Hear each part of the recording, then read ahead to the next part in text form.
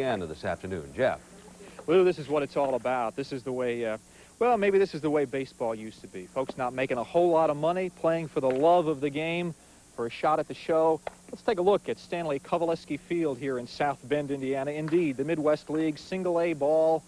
You can afford the beer here. You can afford to park your car here. I don't know if some of these players can afford to play here. They don't make a whole lot of money. Let's take a look in the batting cage right now. That's number 28 in there. That's Greg Norton. He's a third baseman for the South Bend team, and he makes $950 a month. I guess that's a far cry from some of his major league brethren, but we're joined by a couple of folks here who are not making a whole lot more than that. I'm with Julio Vinas, who is a catcher for South Bend. You make, I'm told, $1,350 a month. Yeah.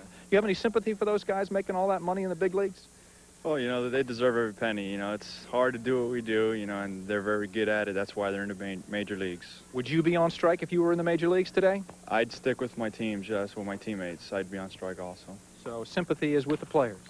I really don't know the whole issue of what's going on, but I mean, you know, we have an association, and you're going to stick with your association. Gotcha. Julio, thanks very much. Appreciate it. I'm also with Hank Tagle, who's a relief pitcher out here. Aspires to be the Dan Quisenberry, the Dennis Eckersley. Sympathy for the players? Sympathy for both the players, owners, and most of all the fans. They're the ones that come out here and pretty much pay everybody's paychecks, and they're the ones that are losing out. I think both the owners and the players do have to come and meet the terms, maybe give and take a little bit to get this thing all taken care of. Okay, we'll hope they do. Yeah. Good deal. Thanks a lot, Hank. I appreciate it. I want to get away without talking to the man who is the GM of this team, the South Bend Silverhawks, John Tull.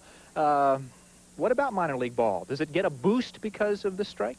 Oh, I think so. You know, minor league baseball is alive and well, especially here in South Bend, Indiana with the Silverhawks. And minor league baseball has been setting records year after year in attendance, and there's over 150 cities in this country right now where you can go see baseball. There's professional baseball being played right here as we speak. What do those seats behind you cost if I want to buy one of those seats up there? Oh, the blue box seats here at Kowaleski are $6, reserve seats are $4, and general admission's $3. So it's quite a bargain. What do I pay for a beer? Oh, you can pay $2 for a 16-ounce cold draft. And parking? Parking's $2. Jeez. Sounds good. Sounds good. You have any sympathy for those GMs in the big leagues and the owners in the big leagues who are in the midst of this right now? I'll tell you what, I'm a baseball fan, and I'm sick about the strike as well. So let's just get this thing over with. In the meantime, let's enjoy minor league baseball. We intend to do that for the balance of the evening. Thanks a lot, John Tull, and thanks to the ball players. We will be out here at Kowaleski Field, Stanley Kowaleski Field, named perhaps, some of our older viewers perhaps may remember Stanley Kowaleski, great pitcher with the Chicago White Sox.